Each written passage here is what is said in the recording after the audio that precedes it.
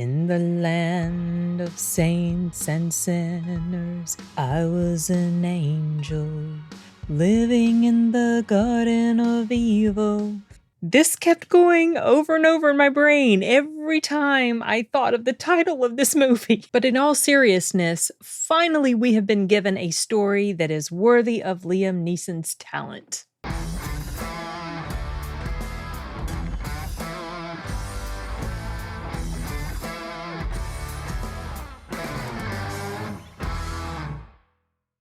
I almost didn't go to see this film, you guys. It was a last-minute decision as of today, Friday. I had been looking at some comments about it. I actually watched a review of one of my YouTube buddies, and his review almost talked me out of going to see it. He was not a fan of this movie, but I was taking a look at other metrics and I was thinking, maybe.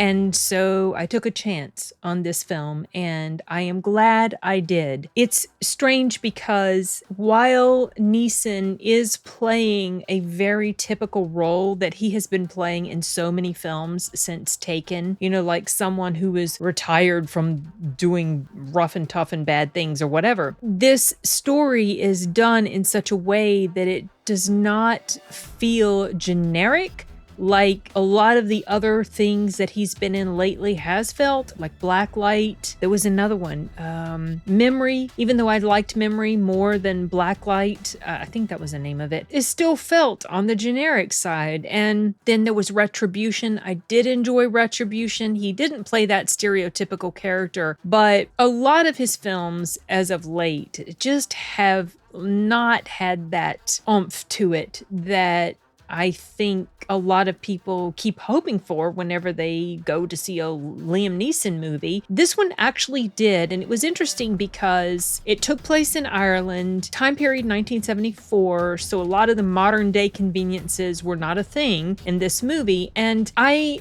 was not expecting the things that happened in here. Part of that was because I didn't watch the trailer. I only skimmed the synopsis. I thought that his character was part of part of the IRA or something like that, part of the terrorists and, you know, all that stuff that was going on in Ireland during the Troubles, the euphemistic term that many people from Ireland used to describe that very tumultuous time in their history. And I guess I just didn't realize what the actual setup was going to be. I didn't know who was playing who. I'm so glad I didn't watch a trailer for this. Not that it necessarily would have interfered with what I felt about it, but I would have gone into it understanding the setup and all that, just seeing different scenes already played out in the trailer. And so I go into this almost totally blind, and the setup is that it takes place in 74, like I said. Kerry Condon plays in here, and Jack Gleeson plays in here, and so I haven't seen him in a while. He was interesting. He did a really good job with his acting. I feel like everybody was really good in here. Liam Neeson also had a chance to let his acting, like his, you know, he is talented, but with a lot of the roles he's been given lately, it like that talent hasn't been on display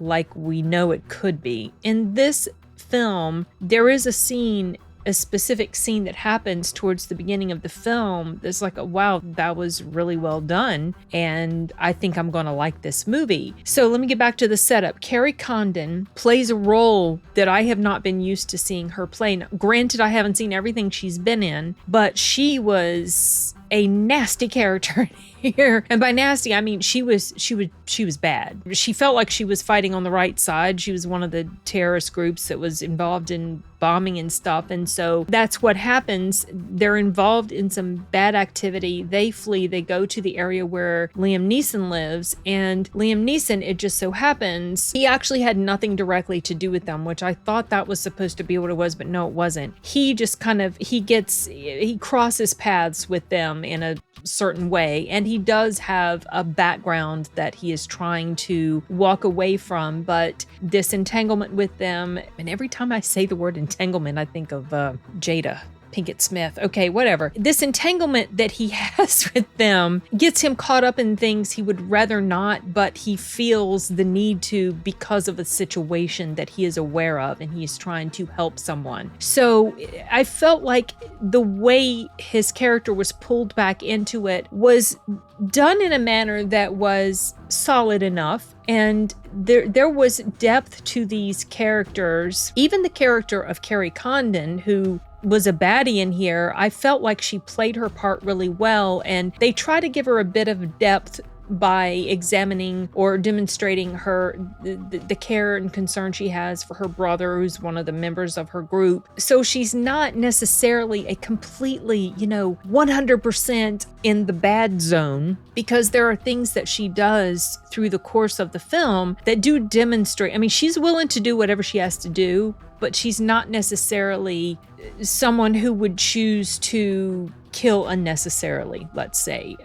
This is demonstrated more than once in the movie. And I felt like the setup that goes on here for the showdown that's going to happen between Liam Neeson and this group of people that have come into his town was built up in a way that to me helped elevate the suspense. Now, one of the complaints I did see about this movie was that it's not actiony enough, or it's too slow and there's just a lot of talking. This was not an issue for me at all. A lot of times if there's too much action, that just wears thin. I get bored and desensitized. This felt more like a character drama with some elements of suspense that was happening because of this stuff that has been brought into his area and the people that he is trying to protect from certain situations. So I felt like the pacing was fine. The movie was about an hour and 45 minutes. Obviously credits, take away 5 to 10 minutes for that. So it wasn't too long, and I didn't feel like it was too short. I was quite happy with the way everything played out. I was also happy with the fact that there were moments that took me by surprise.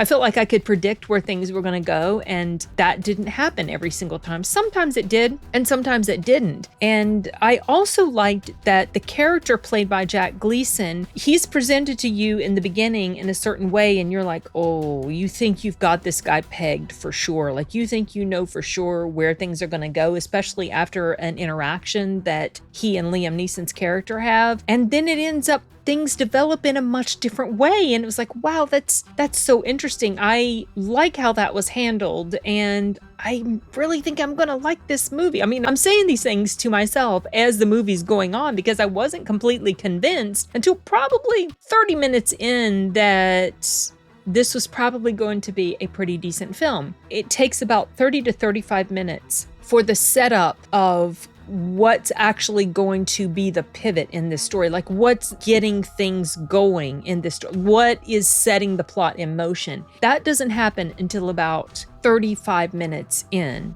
And then it's another 25 minutes. So let's say it's like an hour into the movie before things really start to amp up, like before you see things are just escalating and it's going to build to this climax that happens, obviously towards the end. I had no problem with the pacing of this. I also liked how they tried to go a little bit into his personal struggles about the things that he had been involved in, what he had done for his profession for so long, things that the war had done to him, because, this is 74, so he's talking about World War II, I'm pretty sure. So I appreciated the attempt to actually give us some depth to the characters, even the bad characters. I really liked Kerry Condon's acting. I know I've said that already, but she definitely presented herself as someone you did not want to mess with. She was